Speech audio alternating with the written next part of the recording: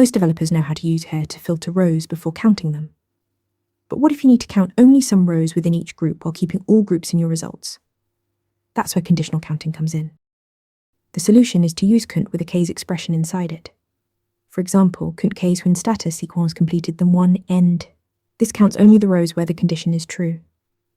The case expression returns 1 for matching rows, which count then tallies up. For non-matching rows, the case returns null by default.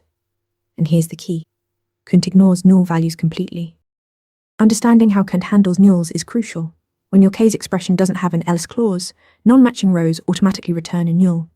Count skips these nulls entirely, so you only count the rows that met your condition. If you explicitly add else null, it works the same way, but it's redundant.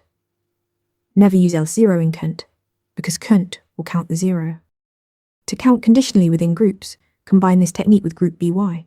For instance, select department, count case when salary greater than 50,000, then 1 end from employees group by department. This gives you the count of high earners per department, while still showing all departments, even those with 0 matches. There are 2 other approaches worth knowing.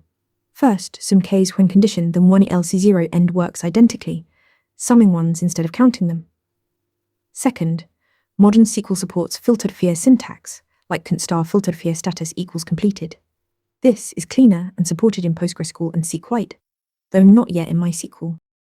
Remember, count with case expressions lets you conditionally count rows within groups by exploiting count null handling.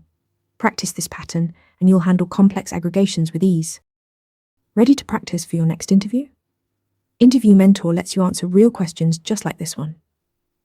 After each answer, you get a detailed grade and personalized tips to improve. Watch your scores climb as you keep practicing.